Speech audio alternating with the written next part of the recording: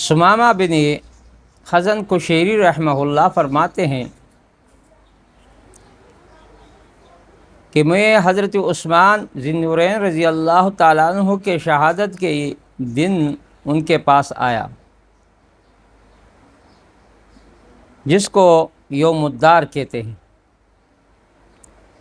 تو حضرت عثمان ذی النورین نے لوگوں کی طرف جھانکا اور کہا کہ انشدکم باللہ والاسلام، اے لوگوں میں تمہیں اللہ کا اور اسلام کا واسطہ دیتا ہوں، سچ سچ بتاؤ جس وقت پیغمبر صلی اللہ علیہ وسلم مدینہ منورہ میں آئے، تشریف لائے، اس وقت بیرو روما کے علاوہ کوئی دوسرا کنواں میٹھے پانی کا نہیں تھا۔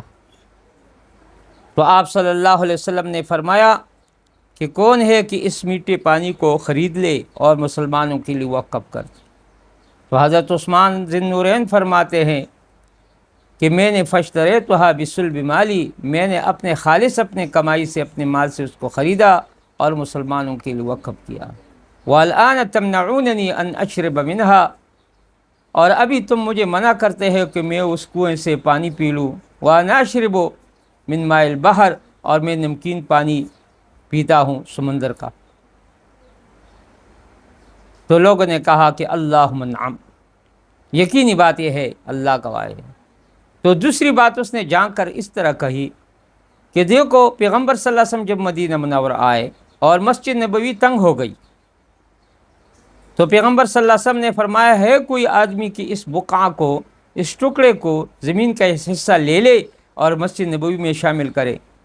تو وہ بھی عثمان پہ فاشتریتھا بصلب مالی، میں نے اپنے ہی مال سے اس کو مثال کے طور پر کیا کر لیا، یعنی خرید لی میں نے وہ زمین اور مسجد کے ساتھ سو گئے۔ والآن تمنعوننی ان اصلی رکعتین، اور ابھی تم مجھے منع کرتے ہو کہ اس کے اندر میں 2 رکعت پڑھوں، 2 رکعت پڑھنے بھی نہیں دیتے ہو۔ تیسری بات یہ ہے کہ جیش العسرہ کو میں نے تیار کیا تھا تبوک کے موقع پر، پیغمبر صلی اللہ علیہ وسلم نے فرمایا کہ ہے کوئی لشکر کو تیار کرنے کے لیے، ہے کوئی امداد کرنے والا؟ تو عثمان غنی ذی النورین کھڑے ہو گئے اور فرمایا کہ اے اللہ کے رسول 300 اونٹ مع اقتابها و اخلاصها، یعنی ساز و سامان کے ساتھ میں دیتا ہوں 300 اونٹ۔ پھر دوبارہ پیغمبر نے اعلان کیا تو پھر فرمایا کہ 300 اونٹ یعنی سامان سمیت میں دیتا ہوں۔ پھر تیسرے بار 900 اونٹ ہو گئے اور پھر 100 گھوڑوں کا اعلان کیا، اور پھر اپنے کم میں استید میں تیلا بھر کر کے لایا اور پیغمبر صلی اللہ علیہ وسلم کو سونا دیا۔ یعنی مطلب یہ ہے کہ 4.5 کلو سونا، یعنی دنانیر وغیرہ پیغمبر صلی اللہ علیہ وسلم کے جولی میں اس نے ڈال دی۔ اور سبیر پہاڑ پر کڑا تھا مکہ کے اندر، اور اس کے ساتھ ابو بکر بھی تھا، عمر بھی تھا، اور عثمان فرماتے وہ انا میں بھی تھا۔ پھر کیا ہو گیا؟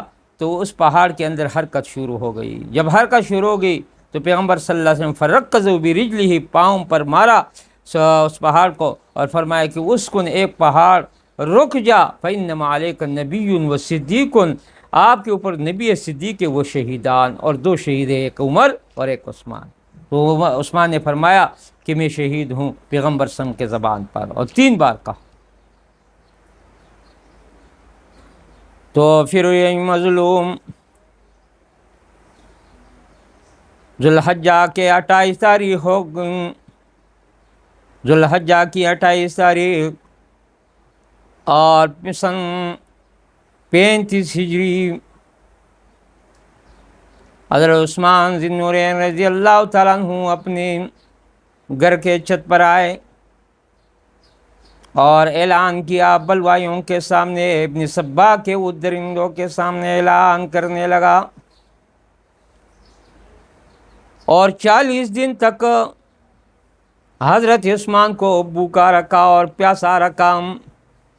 وہ بیر روما جو حضرت عثمان نے خریدا تھا اور مسلمان کے وقف کیا تھا، ان سبائی درندوں نے اس کا پانی عثمان پر بند کر دیا۔